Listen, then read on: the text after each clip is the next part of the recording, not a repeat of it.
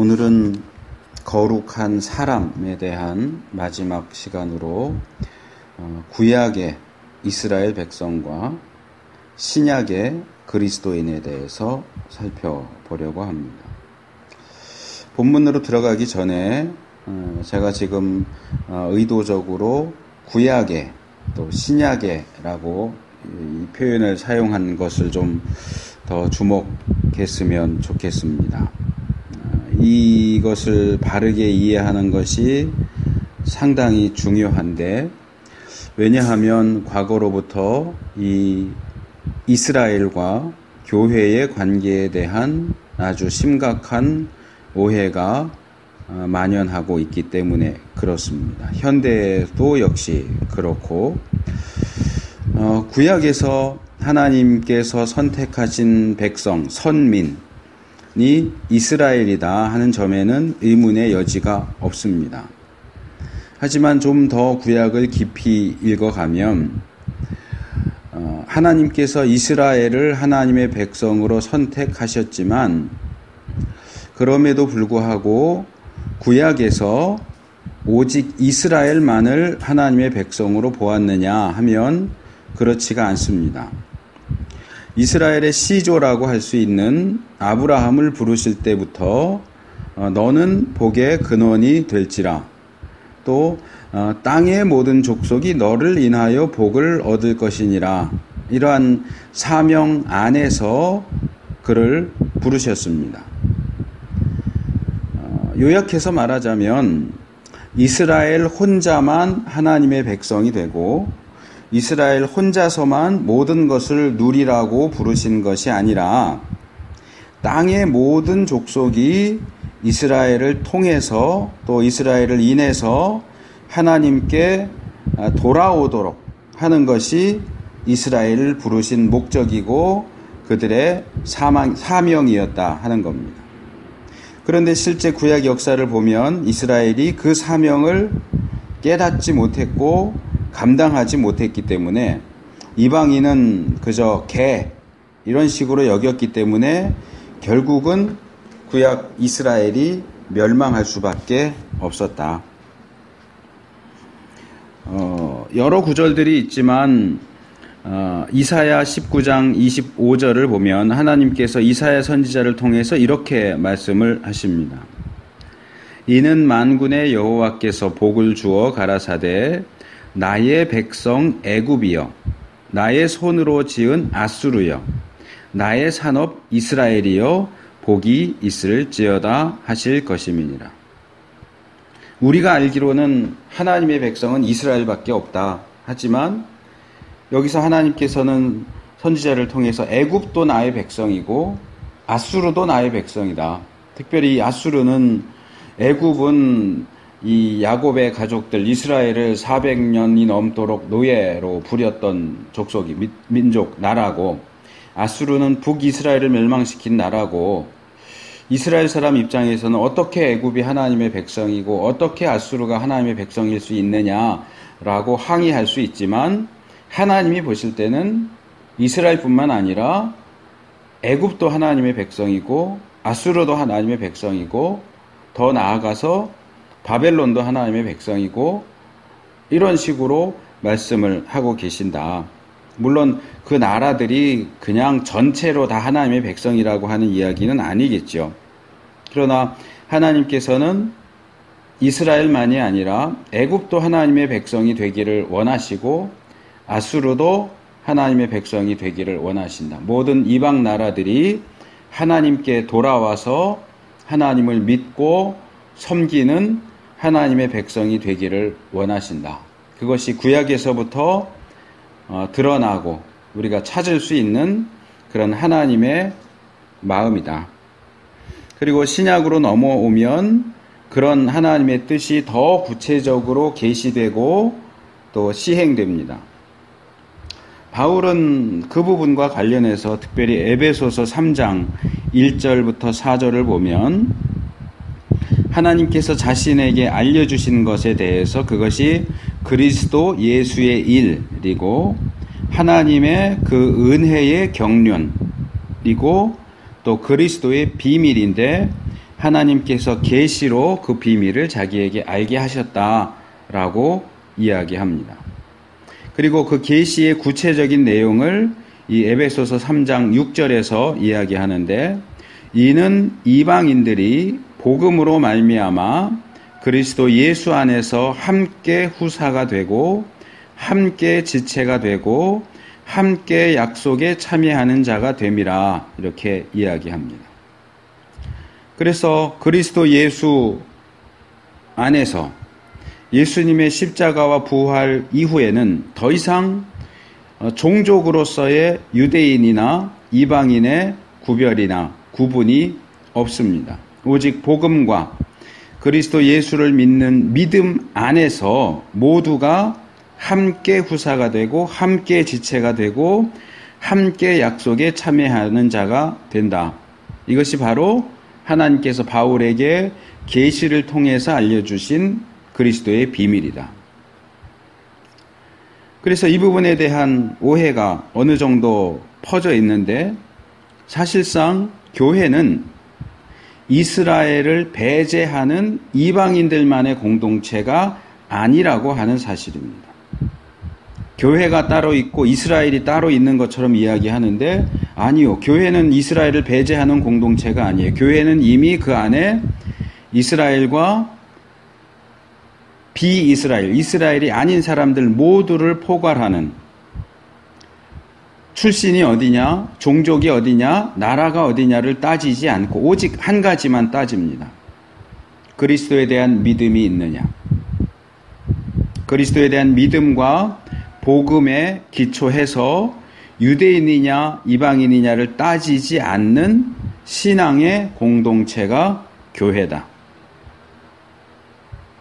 그런데도 불구하고 교회와 별개로 하나님의 백성인 이스라엘이 따로 존재한다라고 주장하는 것은 바울을 위시한 신약의 가르침과 성경 전체의 가르침을 무시하는 아주 잘못된 주장이고 태도다 하는 것입니다.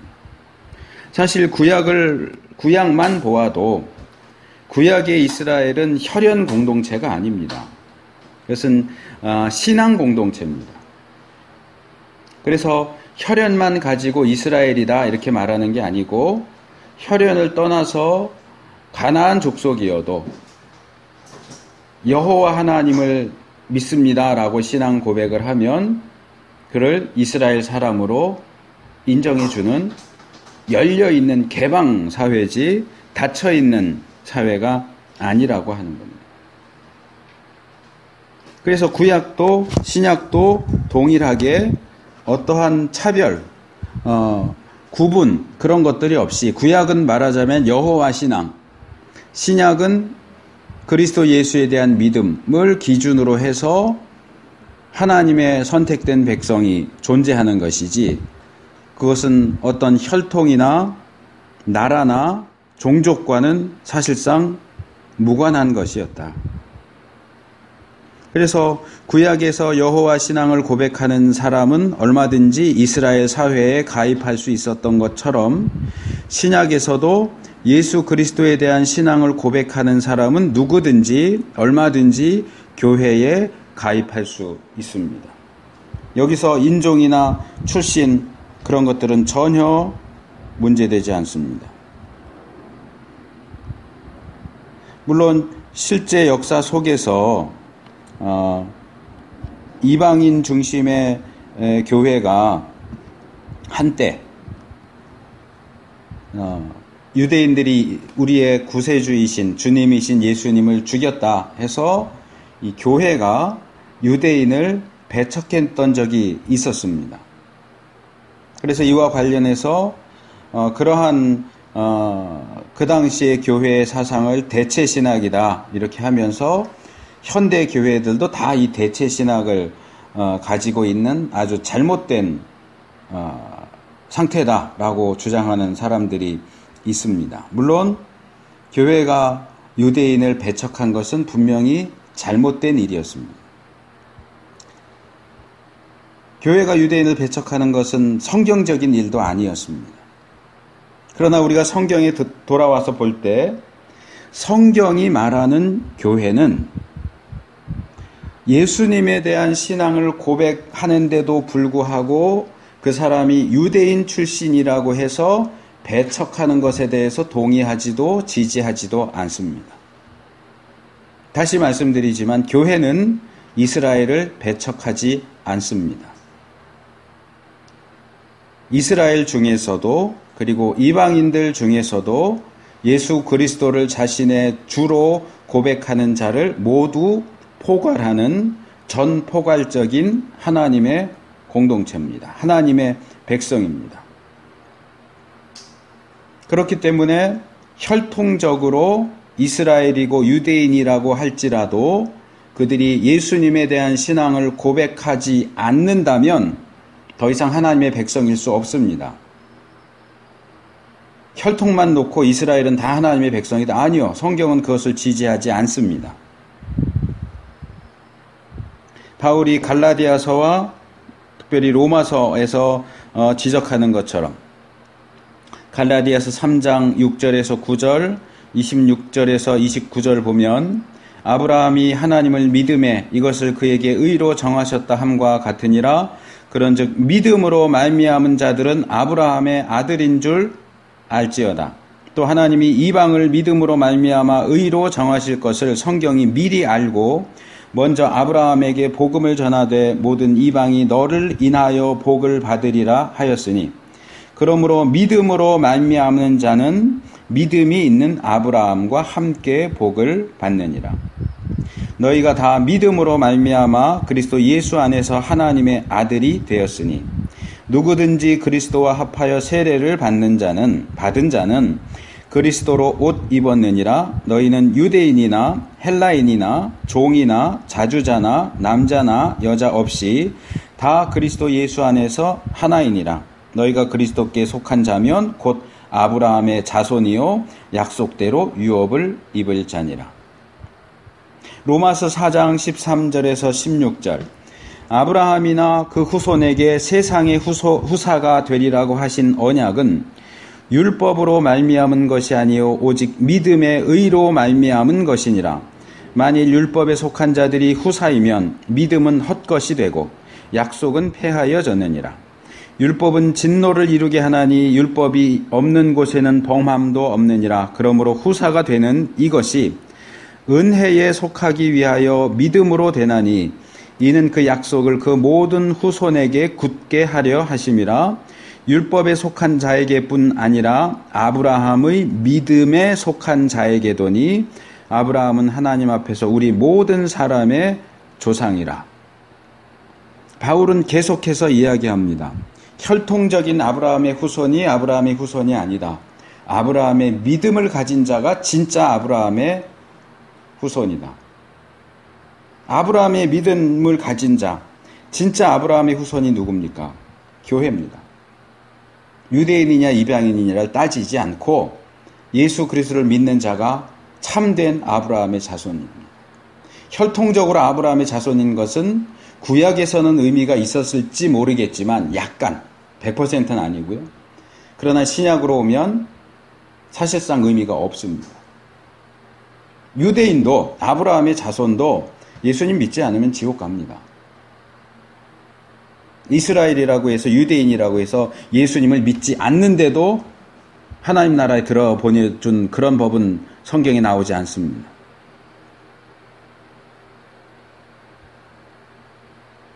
그래서 혈통은 더 이상 의미가 없고 오직 믿음만이 모든 것을 결정짓는 유일한 요소가 됩니다.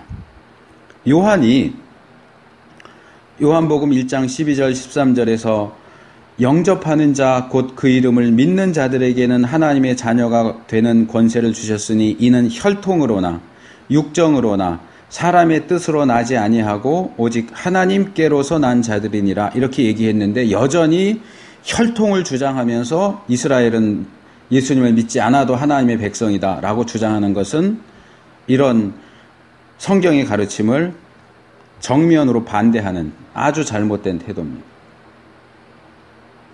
왜 혈통과 육정과 사람의 뜻을 하나님의 뜻보다 앞세웁니까?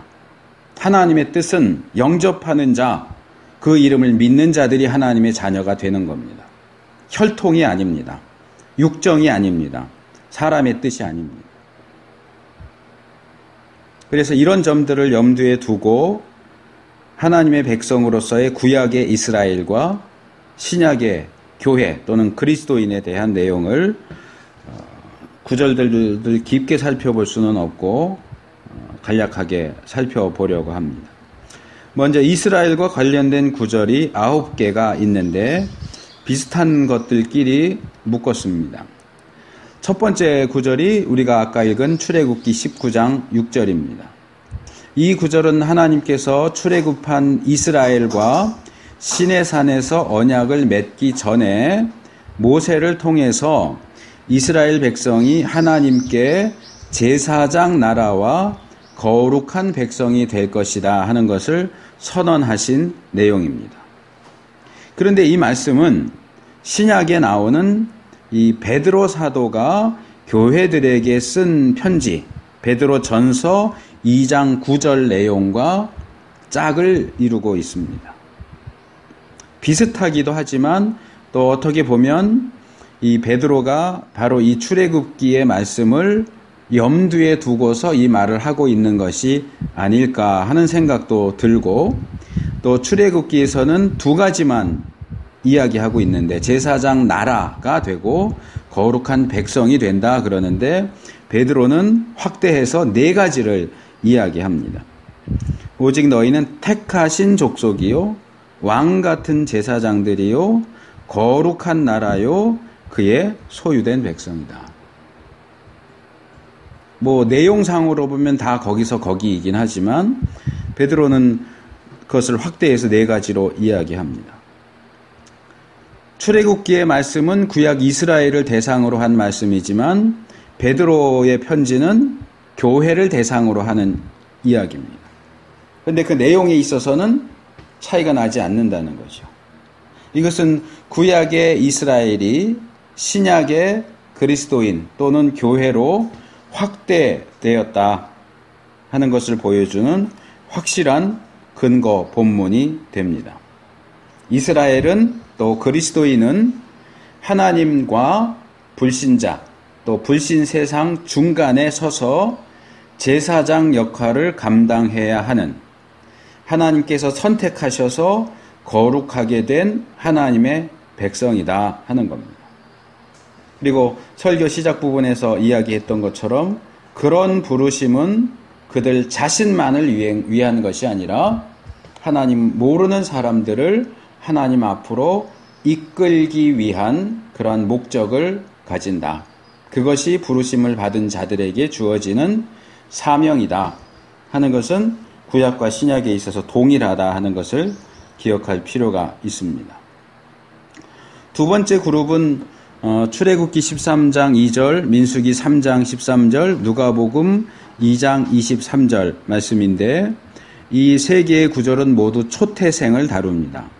우리가 이전에도 초태생에 대해서 거룩한 행위와 의식과 관련해서 살펴봤는데 그때는 주로 짐승들에 대해서 다뤘다면 지금 이 본문들은 사람에게 초점이 맞춰져 있습니다.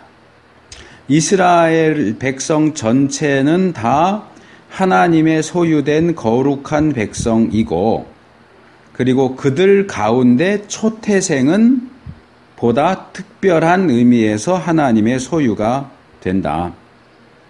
그들이 하나님의 소유이기 때문에 그들은 주의 거룩한 자라고 불립니다. 하나님께 속한 거룩한 자다. 이렇게 하나님께 소유된 자들은 거룩하다라고 불리고 실제적으로도 거룩할 것을 요구받습니다. 구체적으로 들어가면 이스라엘의 초태생은 결국 레위 지파 사람들이 그들을 대신하죠. 대체해서 성막에서 전임으로 하나님을 섬기게 되죠. 그래서 여기서 우리는 이 거룩한 자들이 하나님께 바쳐지고 그래서 하나님의 소유가 된 자들이다.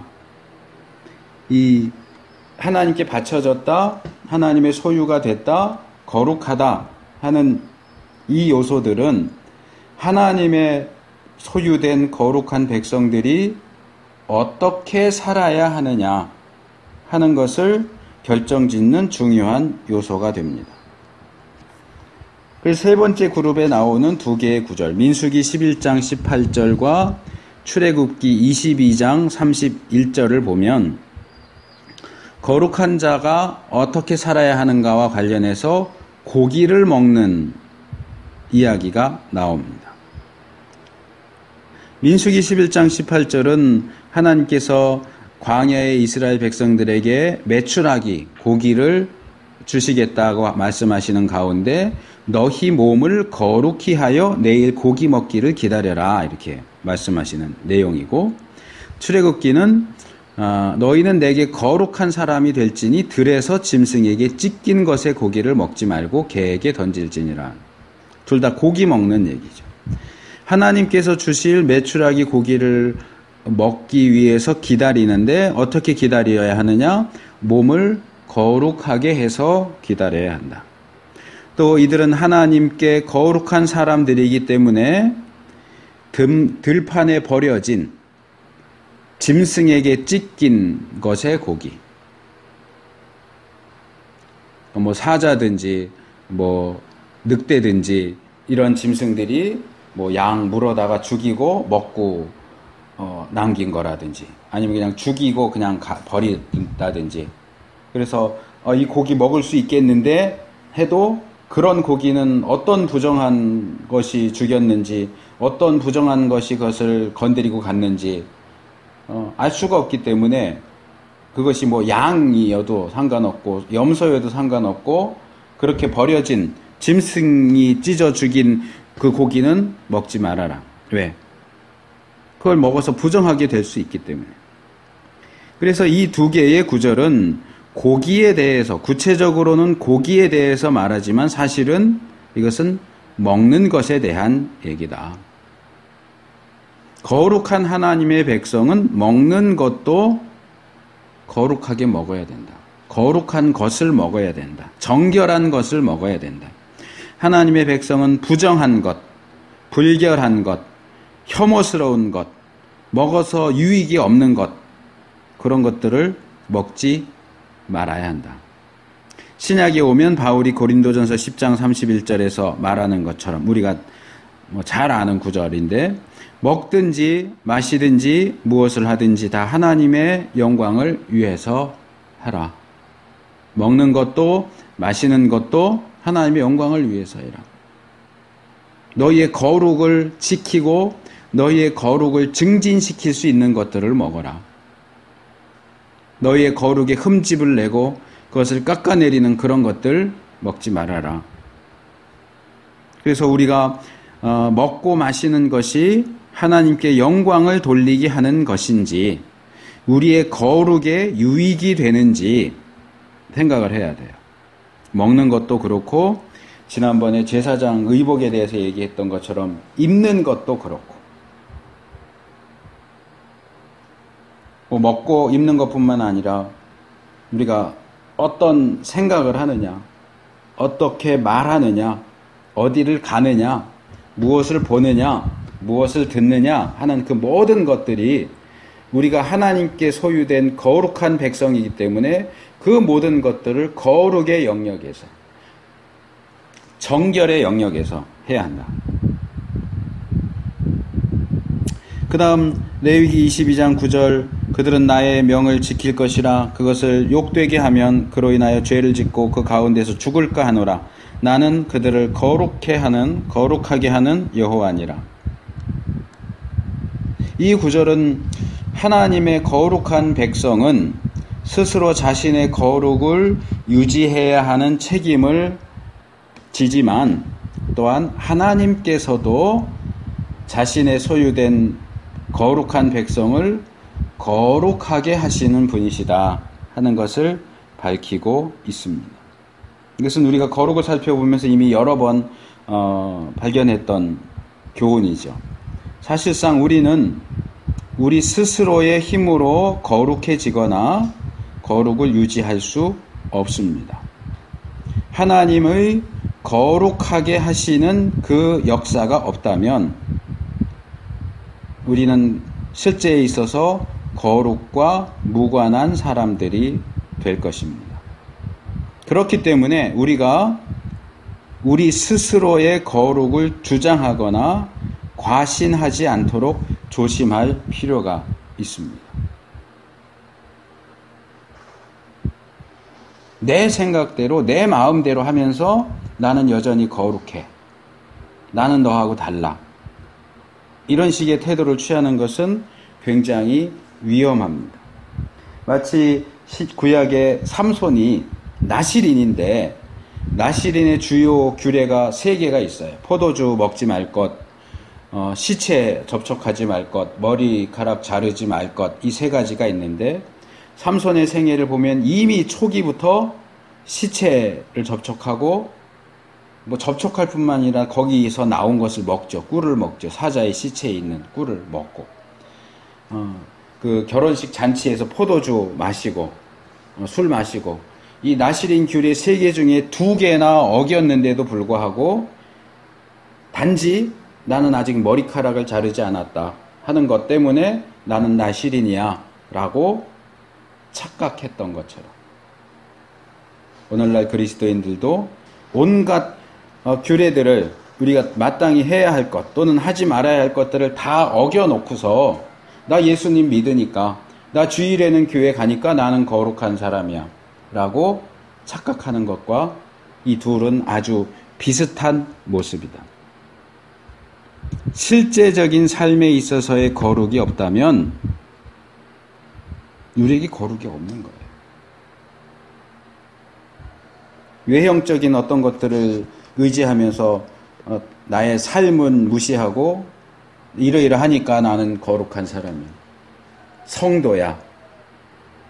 그렇게 주장하는 것은 성경적으로 볼 때 아무 의미가 없습니다. 삶에서의 실제적인 거룩이 없다면 거룩을 주장하는 것은 그냥 헛소리일 뿐입니다.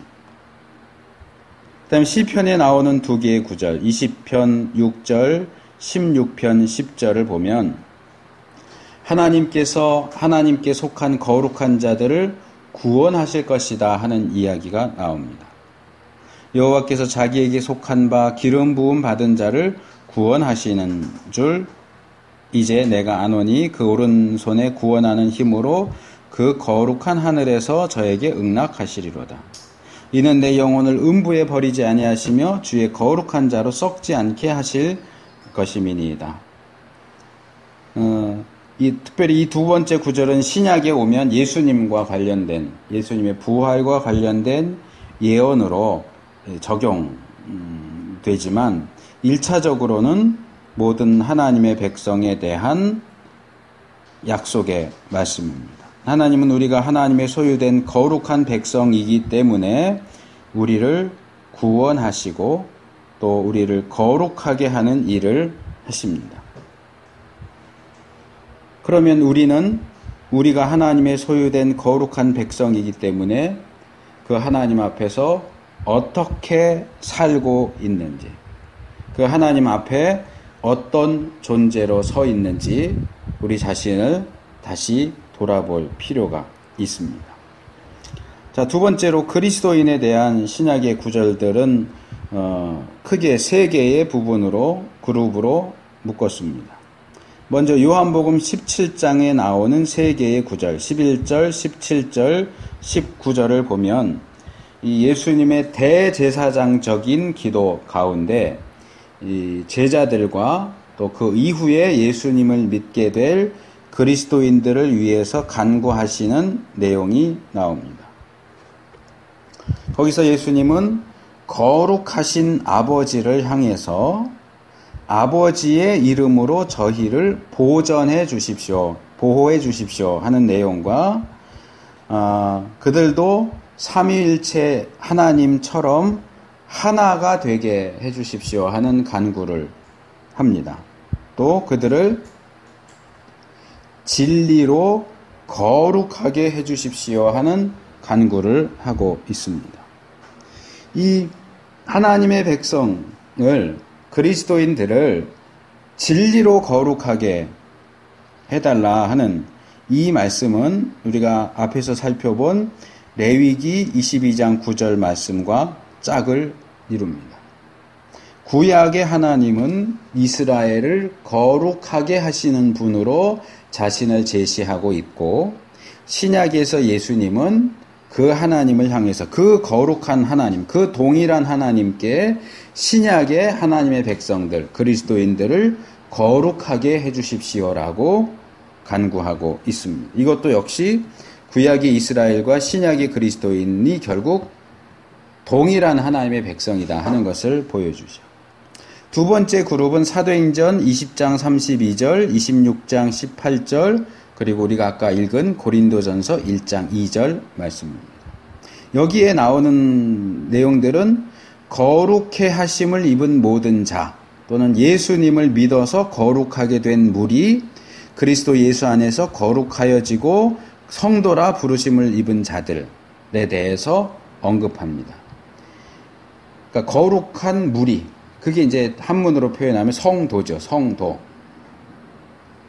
이 거룩한 무리에 대한 이 말씀들은 이중적인 의미를 가집니다. 좀 더 좁게 말하면 예수님을 믿어서 구원받은 그리스도인들입니다. 그리스도인들과 교회를 여기서 거룩한 무리라고 부르는 것이고, 또 하나는 조금 더 넓은 의미에서 그냥 하나님의 백성 전체, 구원받은 하나님의 백성 전체를 가리키죠. 이 앞의 것은 예수님의 십자가와 부활을 시작점으로 해서 이 성경 본문들이 쓰여진 기점을 잡자면 상대적으로 좀 짧은 기간에 형성된 무리, 새롭게 형성된 교회와 그리스도인이라고 한다면, 뒤의 것은 창조 때부터 종말에 이르기까지 모든 시대와 모든 공간을 다 포함하는 아주 긴 기간, 인간 역사 전체를 통해서 형성된 하나님의 백성을 가리킵니다. 그러니까 조직신학적으로 말하자면 이 앞의 것은 가시적 교회, 우리가 눈으로 볼 수 있는 교회고, 이 뒤의 것은 우리가 눈으로 볼 수 없는 비가시적, 보이지 않는 교회죠. 그게 참 교회죠. 그래서 우리는 여기서도 이 예수님과 또 바울이 이 구약의 이스라엘과 신약의 그리스도인들 또는 교회를 동일한 그룹으로 취급하고 있다 하는 것을 발견하게 됩니다. 구약의 이스라엘과 신약의 그리스도인은 동일한 하나님의 소유된 하나님의 백성입니다. 그리고 이것은 우리가 마지막으로 살펴볼 세 번째 그룹의 두 개의 구절을 통해서 더 확실하게 드러납니다. 에베소서 1장 4절을 보면 곧 창세전에 그리스도 안에서 우리를 택하사 우리로 사랑 안에서 그 앞에 거룩하고 흠이 없게 하시려고 이야기합니다. 이 구절은 우리 그리스도인의 구원과 관련된 내용을 다룹니다. 하반절에 나오는 그 구원의 목적은 사랑 안에서 하나님 앞에 거룩하고 흠이 없게 하려는 것인데, 이것과 관련된 이 하나님의 구원 사역과 관련된 세 가지 내용이 전반절에 나옵니다. 첫째로 시간은 이 구원 계획이 창세 전에 세워졌다 하는 겁니다. 창세 전에 세워진 구원 계획이 예수님의 십자가와 부활 이후의 사람들에게만 적용되겠느냐? 아닙니다. 창세 전에 세워진 계획은 창조 이후로 계속 적용됩니다. 그러니까 모든 하나님의 백성이 여기에 다 포함되는 게 이 창세 전에 세워진 이 계획 안에 들어갑니다. 구약의 하나님의 백성도 신약의 하나님의 백성도 이 창세 전에 세워진 이 구원 계획에 다 들어가 있다. 둘째, 조건. 이 구원은 그리스도 안에서 행해집니다. 신약시대 사람들은 좀 더 직접적으로 예수님을 보고 믿을 수 있게 돼 있고, 예수님이 오시기 이전인 구약 사람들과 사실상 신약시대 이후에 사는 우리도 예수님을 직접으로 보는 건 아니에요. 예수님을 간접적으로 전해 듣는 거죠. 간접적으로 예수님을 믿는다는 면에서는 신약 이후에 사는 우리나 신약 이전에 사는 구약시대 사람들이나 사실상 같아요. 차이가 있다면 구약의 하나님의 백성은 오실 그리스도를 믿었고 우리는 오신 그리스도를 믿는다는 차이가 있겠죠. 그러나 둘 다 간접적으로 예수님과 동시대에 살았던 사람들을 제외하면 그 앞과 뒤 사람들은 모두가 간접적으로 그리스도를 바라보고 믿으면서 그 안에 들어감으로 구원을 얻게 되죠. 그 다음에 세 번째로 방법은 누가 되었든 그리스도 안에서 하나님의 택하심을 받은 자들이 구원을 받는다고 하는 겁니다. 그래서 창세 전에 그리스도 안에서 우리를 택하사 구원하시는 이 일에 있어서 구약이냐 신약이냐는 전혀 문제가 되지 않습니다. 창세전은 시간 이전이기 때문에 창세 이후의 모든 시간과 모든 공간과 모든 인간을 다 포괄합니다. 그래서 창세전에 세워진 이 구원 계획 속에서는 구약이냐 신약이냐 이스라엘이냐 그리스도인이냐 아무 상관 유대인이냐 그런 것들 아무 상관없이 모든 시대의 하나님의 백성이 하나로 취급된다 하는 것을 볼 수 있습니다. 마지막으로 유다서 1장 14절 보면 아담의 7세 손 에녹이 사람들에 대하여도 예언하여 이르되 보라 주께서 그 수만의 거룩한 자와 함께 임하셨나니 이렇게 기록합니다. 이 예수님의 형제인 유다가 아담의 7세 손인 에녹이 예언한 내용을 우리에게 전해주고 있습니다. 물론 이 내용은 구약 창세기에는 나오지 않는 아마 유대인들의 전승을 통해서 내려왔던 내용을 이 유다가 여기에서 소개하고 있는 것으로 보입니다. 여기서 에녹이 이렇게 말했다고 그랬죠. 보라 주께서 그 수만의 거룩한 자와 함께 임하셨나니. 여기 에녹이 말하는 주는 물론 여호와 하나님을 가리키는 것일 것이고 주께서 그 수만의 거룩한 자와 함께 임하셨다 하는 이 말씀은 구약이 말하는 여호와의 날, 여호와께서 이 땅에 강림하시는 날을 가리키는 것으로 볼 수 있습니다.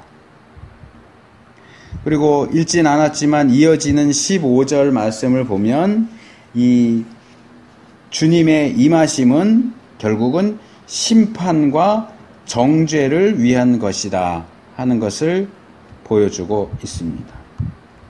이게 이제 구약으로 말하면 여호와의 날인데 이것이 신약적으로 얘기한다면 예수님이 재림하시는 날입니다.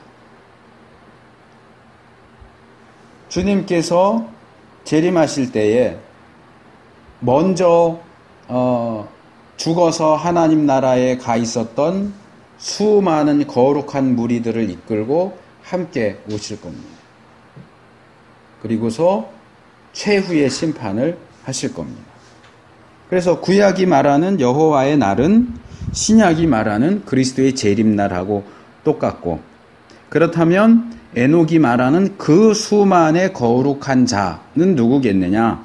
우리가 앞에서 살펴본 사도행전 20장 32절, 26장 18절, 고린도전서 1장 2절에 나오는 거룩하게 된 무리와 같은 사람들이다. 그래서 에베소서 1장 4절의 말씀은 창세전, 시간 이전을 이야기한다면 인류 역사 초기에 속하는 이 에녹이 얘기하는 이 유다서 1장 4절에서 유다가 인용하는 1장 14절에서 유다가 인용하는 에녹의 이 예언은 세상 끝에 등장하게 될 여호와 하나님과 그분과 함께 올 하나님의 백성 전체를 이야기하는 것이다. 그러니까 시간의 시간이 존재하는 이전과 시간이 끝나는 시점. 그래서 처음과 나중, 알파와 오메가라고 말할 수 있을 것 같습니다. 그래서 에베소서 본문이 창세 전을 가리키고 유다서의 본문은 인간 역사의 끝을 가르치죠. 서로 짝을 이룹니다. 그리고 이것이 하나님의 구원 계획의 전부입니다. 설교를 시작하면서 지적한 것처럼 이 바울이 에베소서 3장 6절에서 이는 이방인들이 복음으로 말미암아 그리스도 예수 안에서 함께 후사가 되고 함께 지체가 되고 함께 약속에 참여하는 자가 됨이라 하는 이것이 처음부터 창세 전부터 가지고 계셨던 하나님의 계획이고 실제 역사 속에서는 예수 그리스도를 통해서 성취되고 또 계시된 비밀이다. 이 모든 내용들은 인류 역사 전체를 통해서 시간이 시작되기 전부터 시간이 끝나는 시점까지 하나님의 백성은 하나다라고 이야기합니다. 그런데도 불구하고 하나님의 백성이 하나가 아니고 둘이다. 교회는 따로 있고 이스라엘이 또 따로 있다라고 주장하는 것은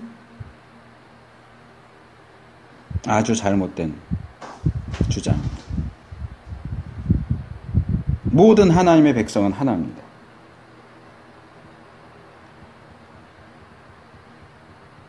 교회와 별개의 것으로 이스라엘을 주장하는 것은 과거에 교회가 이스라엘 유대인들을 배척하고 예수님을 죽인 민족이라고 해서 배척했던 것과 똑같은 잘못을 저지르는 겁니다.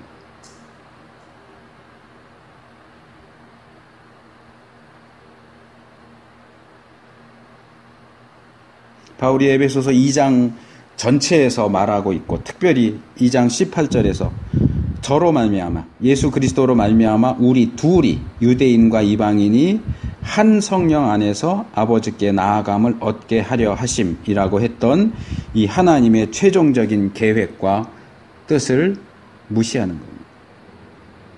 하나님께서 예수님을 통해서 중간에 막힌 담을 허시고 하나로 만드신 것을 다시 담을 세워서 둘로 나누려고 하는 사람들은 하나님의 구원 역사를 거스르는 사람들입니다.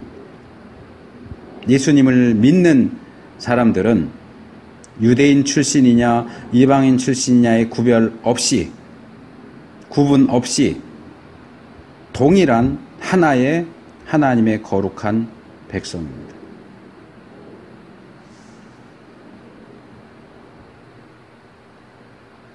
그러한 시각과 그러한 믿음 안에서 그것이 하나님께서 창세 전부터 가지셨던 뜻이고 인간 역사 전체를 통해서 이루어 오셨던 뜻이고 최종적으로 예수 그리스도의 십자가와 부활을 통해서 성취하신 그 뜻인데 우리가 그 뜻 안에 있어야 됩니다. 그 뜻 안에서 전진해 가는 우리들이 될 수 있기를 바랍니다.